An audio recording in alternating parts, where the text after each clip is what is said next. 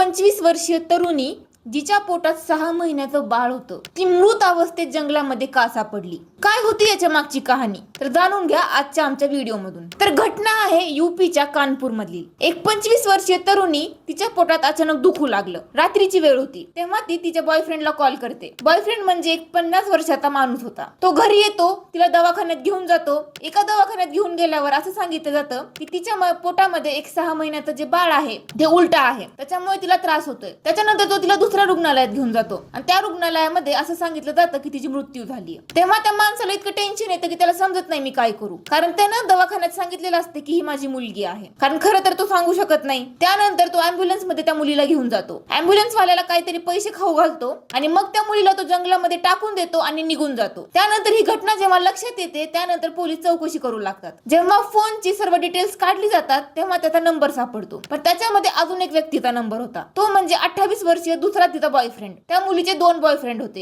एक 50 वर्षाचा गोलू पांडे आणि एक 28 वर्षाचा प्रांजल पाल। तर याच्यामध्ये प्रांजल पालला जेव्हा तिने कॉल केला तर तो पोहोचू शकला नाही, म्हणून गोलू पांडेची मदत घेऊन ती हॉस्पिटलमध्ये गेली होती। जेव्हा गोलू पांडेला पकडलं गेलं तेव्हा पोलिसांनी त्याला प्रश्न केले, तेव्हा त्याने सर्व हकीकत पोलिसांना सांगितली। जेव्हा गोलू पांडेला पकडलं गेलं तेव्हा त्याने सर्व हकीकत पोलिसांना सांगितली, पण मुलीच्या कॉल रेकॉर्ड्स मधून आणि तिच्या हिस्ट्रीवरून सर्व काही समजलं। त्या मुलीचे 2 बॉयफ्रेंड होते, त्याच्यामध्ये जो 50 वर्षीय गोलू पांडे होता 5 वर्षापासून दोघांचं रिलेशनशिप होतं, पण मुलीचं खरं प्रेम 28 वर्षीय प्रांजल पालवर होतं। 50 वर्षाच्या व्यक्तीसोबत ती फक्त पैसे किंवा तिला आर्थिक काही मदत असेल तर त्याला बोलवायची। पण या मुलीचा अचानक मृत्यू कस काय झाला? पोटात 6 महिन्याचं बाळ देखील होतं, पण ते कोणाचं होतं ते अजून समजत नाही। प्रांजल पाल आणि गोलू पांडे दोघांचाही डीएनए घेतलाय, कारण की ते बाळ कुणाचं आहे हे माहित करून घेण्यासाठी। असं सांगितलं जातंय की मुलीच्या घरच्यांसोबत काही वादविवाद चालू होते, त्याच्यामुळे ती एकटी राहायची। आता तिचा अचानक मृत्यू कस काय झाला यावर खूप प्रश्न पडत आहेत। सध्या गोलू पांडे पोलिसच्या कस्टडीमध्ये आहे, पण त्या मुलीचा मृत्यू झाला तरी कसा? तिच्यावर गोळ्यांचं काही रिएक्शन झालं असेल, किंवा बाळाची पोझिशन काही चुकीची असेल, किंवा तिच्यासोबत कुणाची काही पर्सनल दुश्मनी असू शकते, किंवा तिच्या 2 बॉयफ्रेंड पैकीच कुणी तिचा जीव घेतलाय। याचं उत्तर काही असू शकतं। त्याच्यामुळे पोलीस सध्या इन्व्हेस्टिगेशन करत आहेत। पुढील अपडेट्स तुम्हाला लवकरात लवकर दिल्या जातील। आमचा व्हिडिओ आवडला असेल तर चॅनलला नक्की सबस्क्राईब करा।